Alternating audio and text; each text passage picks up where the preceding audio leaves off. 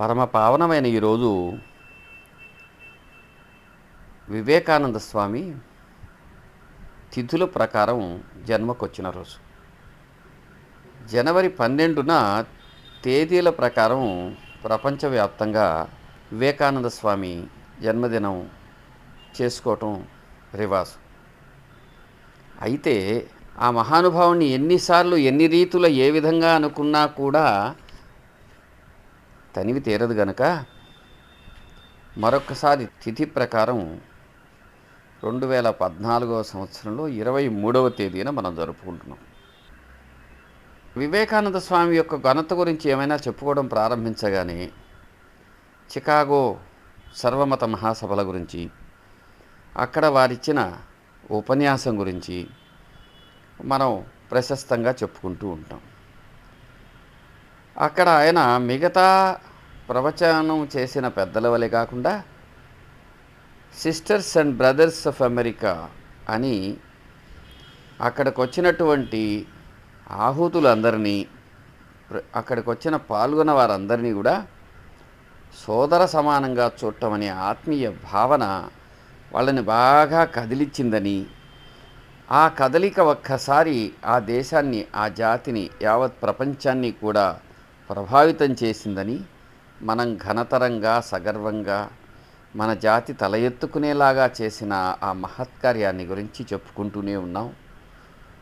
ఆయన పుట్టింది 150 సంవత్సరాల నాడైతే, ఆయన జీవించింది కేవలం 40 ఏళ్ళైతే, చివరి 10 సంవత్సరాలలో జరిగిన ఘనతర విశేషాన్ని మనం చెప్పుకుంటూ వస్తున్నాం. అయితే అక్కడ ఏమి జరిగింది, ఏమి ఆవిష్కరించబడినది? వివేకానంద స్వామి గురించి మన పల్లెల్లో ఒక అపోహ ఉంది. మా బాల్యంలో నేను మా ఊళ్ళో చెప్పుకుంటుంటే విన్నాను.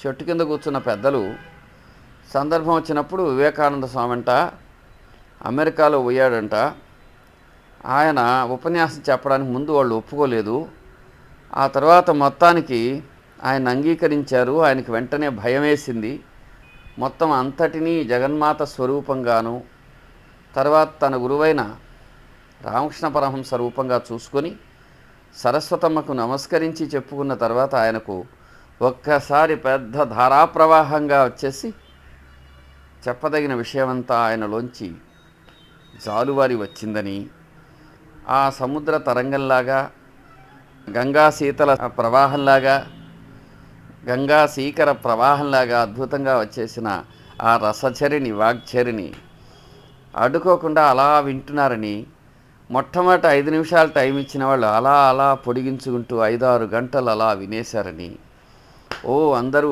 ఒళ్ళు మరిచిపోయి విన్నారని గొప్ప కళాత్మకంగా చెబుతారు. ఆ మాటల్లో ఎంత అతిశయం ఉన్నా ఆ భారతీయుల హృదయంలో దాంతో మమేకమైన ఆత్మీయత ఉంది. నిజానికి వివేకానంద స్వామి మొట్టమొదటి లెక్చర్ 3:30 నిమిషమే మాట్లాడారు. అయితే ఆ 3:30 నిమిషంలో మా పల్లెలో పెద్దలు చెప్పుకున్న 5:30-6 గంటల కంటే గొప్ప ఘనతర విశేషాంశాలు అందులో ఇమిడి ఉన్నాయి. కాబట్టి ఈ రెండు నిజమే. ఎలా అంటే ఆయన మొట్టమొదట ఒక గొప్ప వరవడిని సృష్టించాడు. ఆ వరవడి ఏంటంటే, తను ఏ భారతీయ సంస్కృతికి చెందినవాడో ఆ సంస్కృతికి, ఆ జాతికి, దానిలోంచి ఉద్భవించినటువంటి మహత్కార్యానికి తాను ప్రతీకయ్యి ఋషుల తరఫున మొత్తం యావత్ ప్రపంచానికి ఒక ఆహ్వానం పలికారు. అక్కడ ఒక కులం లేదు, ఒక మతం లేదు, ఒక జాతి లేదు, ఒక భేదం లేదు, ఒక ధనికుడని లేదు, ఒక పేదాని లేదు, మేధావి అని లేదు, తెలివిహీనుడని లేదు. సర్వ మానవాళికి, ఆబాల వృద్ధులందరికీ కూడా ఆయన చెప్పిన స్వాగతం అది. ఆ స్వాగతము అతి ప్రాచీన సంస్కృత భాషలో, వేదవాంగ్మయంలో, ఉపనిషద్వాంగ్మయంలో చెప్పబడింది. దానికి మరొక ప్రతిబింబించిన ఆధునిక వాణి వివేకానందులది. దానిని ఆధునికీకరించి చెప్పినటువంటి శబ్దం ఆయనది, స్వరం ఆయనది, కంఠం ఆయనది, గళం ఆయనది. అందుకని వివేకానంద స్వామి జాగ్రత్తగా అతి ప్రాచీనమైన భారతీయ ధర్మానికి, ఆధ్యాత్మికతకు ఆవిష్కారం చేశారు అక్కడ. ఆ విధంగా మన ఆధ్యాత్మిక చరిత్రను తిరిగి రాసుకునే అవకాశాన్ని వారు సృష్టించినారు. దానికి వారు పితామహుడయ్యారు, మార్గదర్శకుడయ్యాడు. భారతదేశంలో ఉండే యువతి యువకులు తమ ప్రాచీన ఋషి సంస్కృతికి వాళ్ళు ఎలా వారసులో అనే విషయం మనందరి తరపున ప్రపంచ యవనిక మీద చాటి చెప్పిన ఘనతర అంశం అది. అంటే అది ప్రపంచ మానవులకు కాదు, భారతదేశంలో ఉండే యువకుడికి ఆనాడు కాదు ఈనాడు కూడా అవసరమే. నువ్వు దేనికి వారసుడవు అంటే ఒక కులానికో మతానికో ఒక పరిమిత ప్రాంతానికో ఒక పరిమితమైన విద్యకో ఇంకో దానికో కాదు.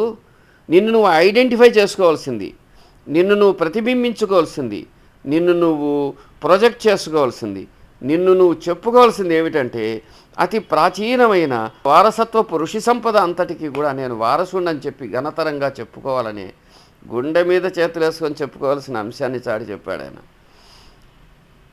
అంచేత వివేకానందుడు ఒక గొప్ప ఆధ్యాత్మిక వరవడికి, ఆధ్యాత్మిక చరిత్రకు, ఆధ్యాత్మిక విధానానికి ఆధునికంగా ఒక రూపాన్ని ప్రసాదించినారు. అందులో ఆయన చెప్పిన మాటలన్నీ వింటే అవి పదాలు చాలా చిన్న చిన్న కంటెంట్. అది మొత్తం మీద అందులో ఉన్న అంశం కొంచెమే అయినా అది అతి గాఢమైన కస్తూరి పరిమళం లాంటిది. గాఢమైన కస్తూరిని ఎవరైనా కానీ వాసన చూస్తేట పరీక్షించేవాళ్ళు చెబుతారట, గాఢమైన కస్తూరి వాసన చూడగానే ముక్కులోంచి నెత్తురు వచ్చినట్టయితే అది చాలా గాఢతరమైంది, మంచిది అని. అట్లాగే ప్రతి భారతీయుడు దాన్ని చదవాలి. చదివి మన దేశపు సంస్కృతికి చెందిన వ్యక్తి, ఒక యువకుడు ప్రపంచానికి వెళ్ళి ఏం చెప్పాలో చూడాలి.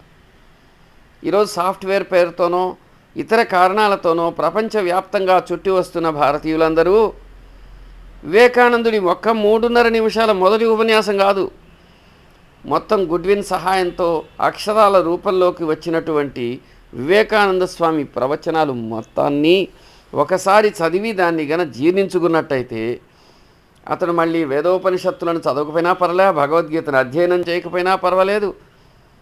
అందుకని ప్రాచీన ఋషిధర్మంలో దేన్ని చదవకపోయినా వివేకానందుడు ఒక్కడిని గన చదివినట్టయితే పాశ్చాత్య దృక్పథంతో ప్రాచ్య దేశాల జ్ఞానానికి ఒక ఆవిష్కారం ఇచ్చే సరికొత్త రీతిలో మన చరిత్రను మనం రాసుకోవచ్చు, మన చరిత్ర గురించి చెప్పుకోవచ్చు.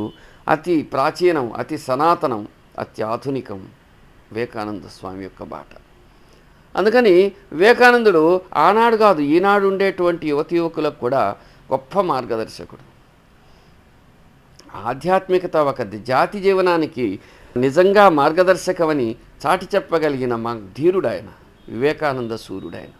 ఒక విషయం ఏంటంటే మామూలు భాషలో మామూలు మాటలో చెప్పుకుంటే ప్రపంచ దేశాలలో ఇంతవరకు ఉండే విభిన్న సంస్కృతులు నాగరికతలు అన్నీ గొప్పవే. కానీ ఆ నాగరికతలన్నీ కూడా ఒక మనిషి తన చుట్టూ ఉండే ప్రకృతితో, చుట్టూ ఉండే జీవులతో, ప్రపంచంతో, పరిస్థితులతో, వాతావరణంతో యుద్ధం చేసి పోరాడి తన్ను తాను నిర్మించుకొని ఆ విధంగా తన జాతులను, భాషను, జీవన విధానాన్ని, సంస్కృతిని నిర్మించుకోవటంలో కొందరు మార్గదర్శకంలో తయారైనట్టు మనకు కనిపిస్తుంది. అంటే మిగతా జాతులన్నిటికీ కొంతమంది మార్గదర్శకులైనటువంటి వ్యక్తులు, ఒక త్యాగులు, పూర్ణత్వం అందినటువంటి మహానుభావులు ఎంతోమంది, అనేక మంది కనిపిస్తారు. వాళ్ళ జీవితాలన్నీ వాటికి త్యాగం చేసి వాళ్ళందరూ ఆయా జాతులకు నిర్మాణానికి కారణమయ్యారు. వాళ్ళందరూ ఏం చెప్పారు?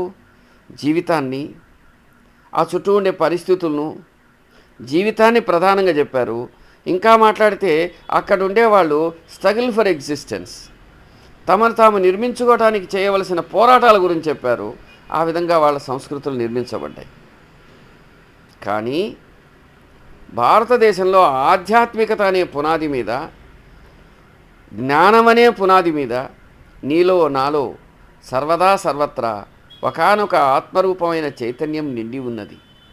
అది ఏ సమస్తానికి, నీకు నాకు, మనం ఉన్న ఈ ప్రపంచానికి, ప్రపంచం ఉండేటటువంటి భూమికి, భూమి ఉండే విశ్వాంతరాళానికి, సూర్య ఖగోళ నక్షత్ర రాశులన్నిటికీ, పాలపుంతలకు, విశ్వం మొత్తానికి ఈ చైతన్యమే ప్రాథమిక సత్యము. దాన్ని గుర్తించి, అంటే భగవంతుడనే లక్ష్యంతో ఏర్పడిన జాతిని ఏదైనా ఉంటే అది భారతదేశం ఒక్కటే. ఒకవేళ ఏదైనా తూర్పు దేశాల్లో కొన్ని ఉంటే దాన్ని అనుసరించి ఉండవచ్చు. ఋషుల చేత ఏర్పాటు చేయబడినది భారత జాతి.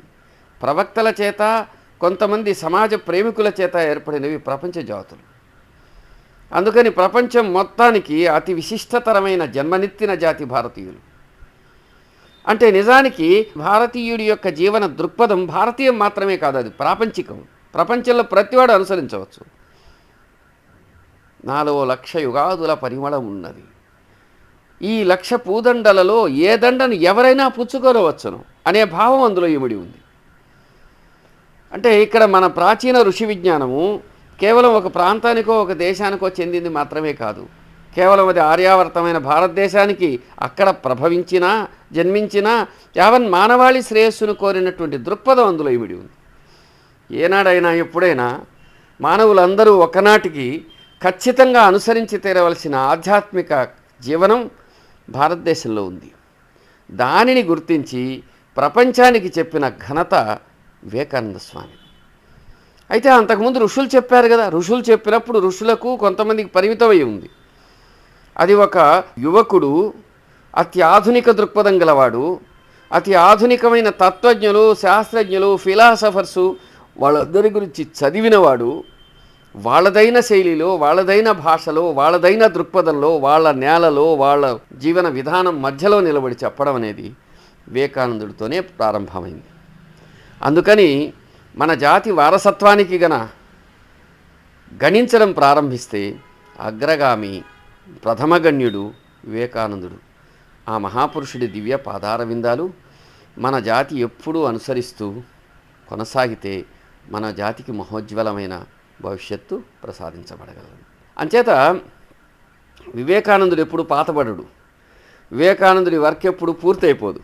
సూర్యచంద్రులు ఉన్నంత వరకు, భూమి మనుగడ సాగించినంత వరకు భారతీయ ఆధ్యాత్మిక ఋషి విజ్ఞానం ఉంటుందో అట్లాగే వివేకానంద స్ఫూర్తి కూడా మనందరికీ అవసరం. అందుకని ఎప్పటికప్పుడు దాన్ని పునఃశక్తివంతం, రీజనరేషన్ చేసుకోవాల్సిన అవసరం ఉంది.